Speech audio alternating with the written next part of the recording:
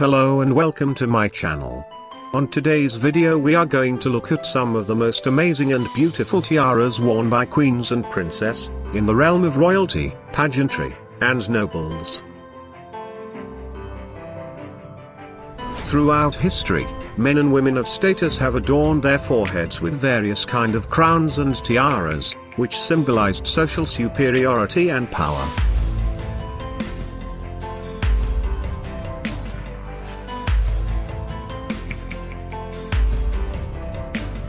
The fashion of wearing precious tiaras has fluctuated with history and gone in tandem with society's appetite for egalitarianism or elitism, but it has not vanished. The downfall of many European monarchies might have diminished its importance, but curiously, the notion of elitism and dream of being a princess, even for one day, has continued to seduce generations, and tiara has remained in fashion, in its classical styles as well as in new art forms.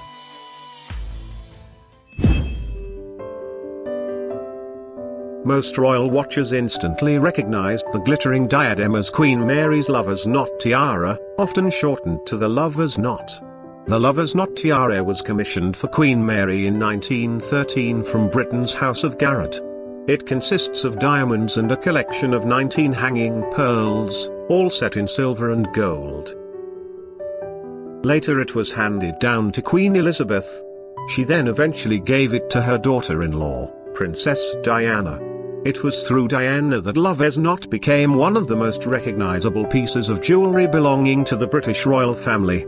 She famously paired it with a white, pearl-encrusted Catherine Walker ensemble while visiting Hong Kong in 1989. Upon her divorce from Prince Charles, the tiara was returned to Queen Elizabeth as part of the divorce deal. Kate Middleton didn't wear the lover's knot tiara for the first few years of her royal tenure. On her wedding day, Kate Middleton wore the Cartier halo tiara. Then, for other formal occasions, most notably at the state dinner for Chinese President Xi Jinping, she donned the lotus flower tiara. However, in December 2015, she wore the lover's knot for that year's diplomatic reception. Immediately, comparisons to Diana were made. Since then, it's become the Duchess's formal headwear of choice.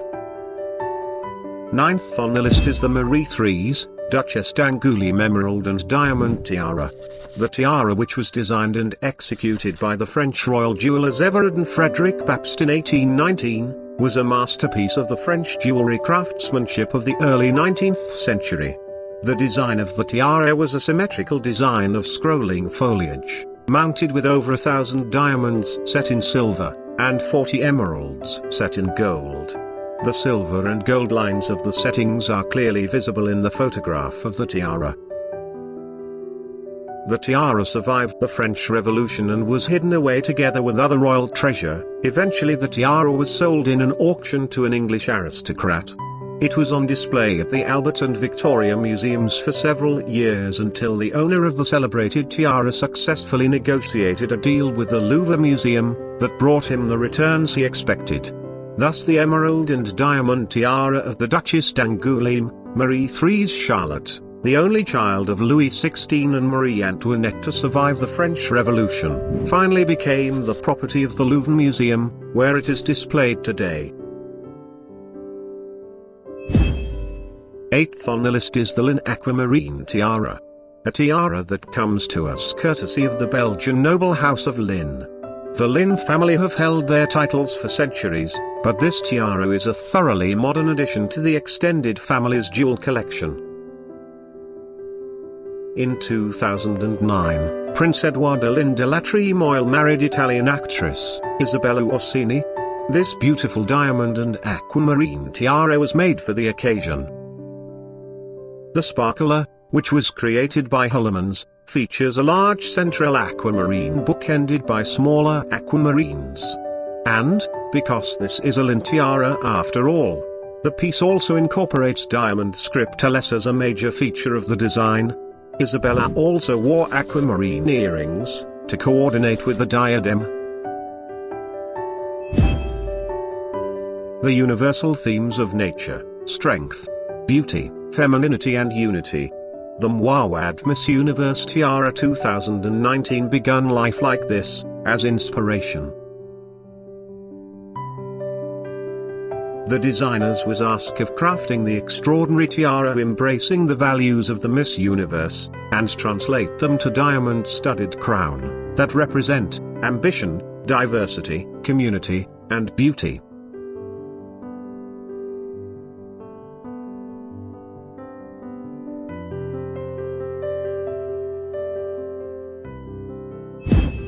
This tiara came to life in a meticulous process that combined the artistry and creative vision, using technology, master craftsmen, and the expertise to source and polish diamonds to the highest standard. The tiara's name, The Power of Unity, is meant to celebrate a women for being complex, diverse, unapologetically ambitious, and strong. The interconnected line motifs are meant to represent the community of women from around the world whose band unite them, and reminds us that we are stronger than apart. Sixth on the list is this beautiful emerald tiara from the collection of Princess Katharina Henkel von Donsmarck in the 1900s. I think it is difficult to exaggerate the importance of this emeralds. This is undoubtedly the greatest raw of original fabulous stones, 11 of them perfectly match. And what is extraordinary, is that, if you want to describe it to somebody, what color the great emerald is, you would point at these stones. They are like green berries, it's what is known as the old mine material. The emeralds itself is absolutely remarkable. It is estimated the weight to be well over 500 carats, which is a huge amount. They would have been mined in Colombia, probably in the 16th century, and they would have been traded with India. The emeralds are typical of a way of wearing emeralds in India in the 17th century, cutting them in a way of almost rolled pebbled beads, and characters will be drilled along the main axis, with this rather thick drill holes.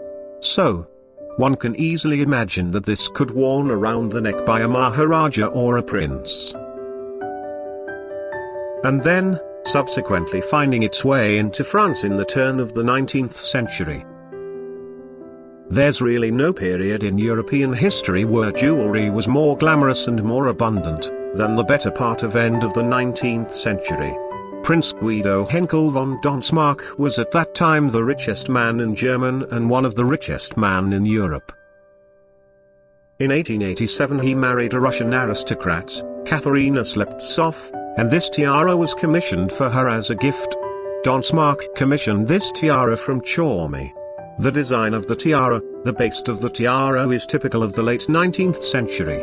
Very delicate garden forms set in diamonds and studded with this large cushion pale yellow diamond, which contrast perfectly with the emeralds. Fifth on the list is the Queen Alexandra's kokoshnik tiara. There are so many reasons to love Queen Alexandra's kokoshnik. It's an utterly classic tiara from a design perspective. It's a literal wall of diamonds. It has a fascinating, Romanov-related backstory.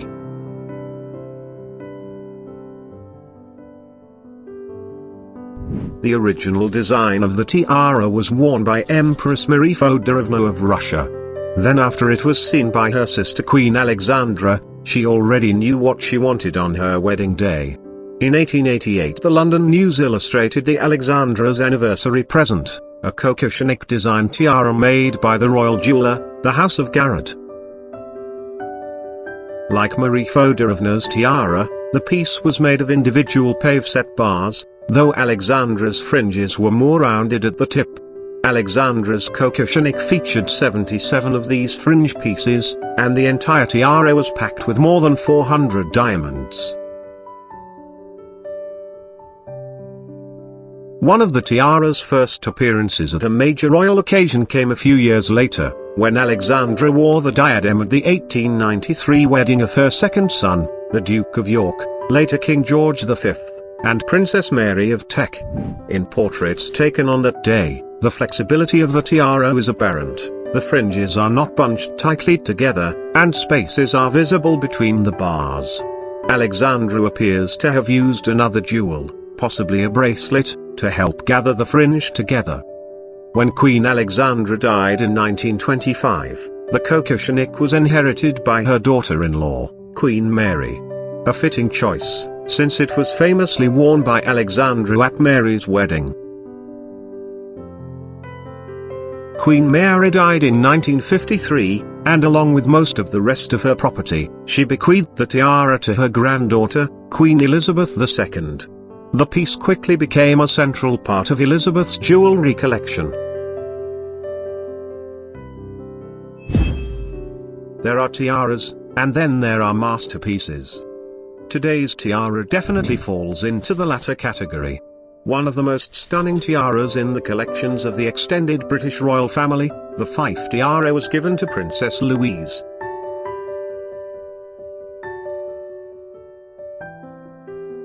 Princess Louise is the granddaughter of Queen Victoria, and she was the eldest daughter and third child of Albert Edward, Prince of Wales, and Princess Alexandra, who later became Edward VII and Queen Alexandra.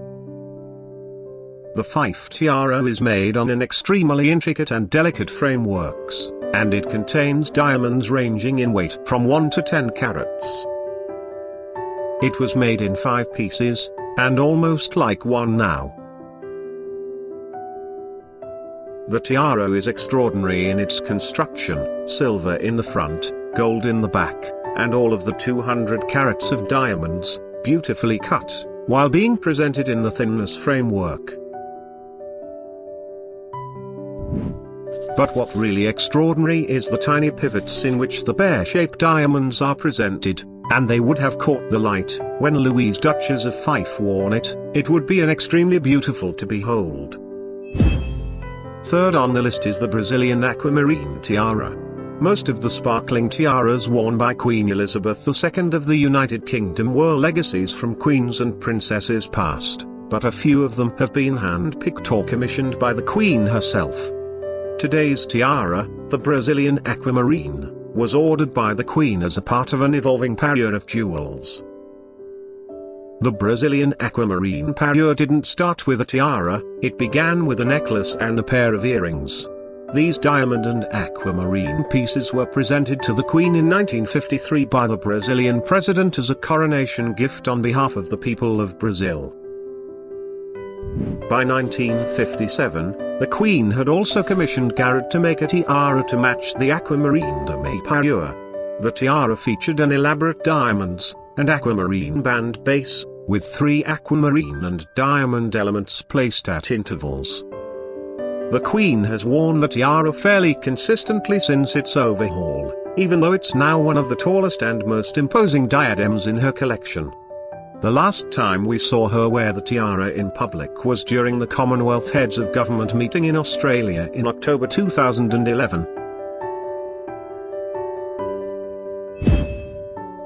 Queen Victoria and Prince Albert's shared love of art and design resulted in many an exquisite treasure, including jewels like her sapphire coronet and the oriental circlet. "Albert has such taste and arranges everything for me about my jewels," Victoria wrote. This Gothic-inspired emerald and diamond tiara is another example, a piece personally designed by Prince Albert and commissioned in 1845 from the London jeweller Joseph Kitching for £1,150.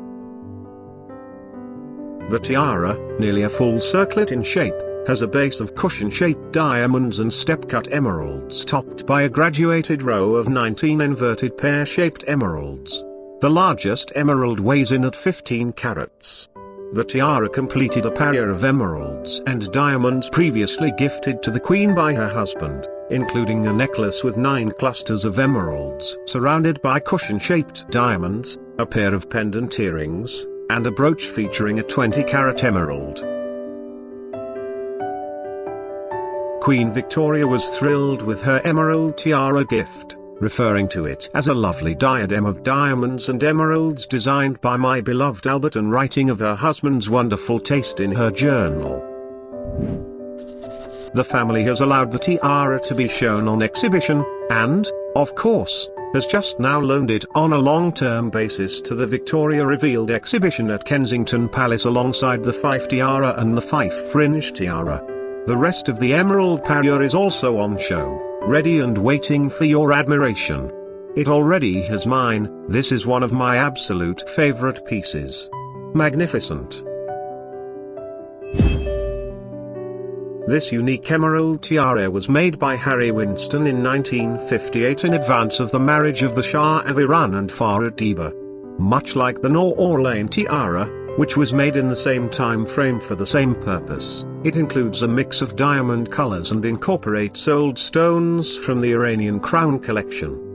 The heart-shaped pointed base is made of a row of platinum set baguette white diamonds which sit underneath a double row of pink, yellow, and white diamonds.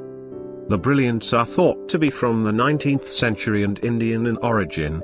The largest two are 15 carats apiece.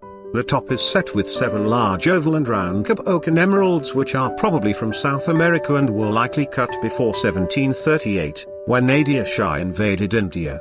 The emeralds range in size from 10 carats each, for the two smallest, to 65 carats, for the large central stone, and are framed in diamonds thought to be from South Africa. The tiara may have been a signature piece for the Empress, but it belonged to the crown jewel collection and as such did not come with her when the imperial family fled the country in 1979. While they are no longer worn, the jewels are safe and sound and available for public viewing at the Treasury of National Jewels in the Central Bank of the Islamic Republic of Iran in Tehran. I hope you had a wonderful time viewing some of the most beautiful tiaras made for the royalties, nobles, and pageantry. It was a pleasure. Have a wonderful day.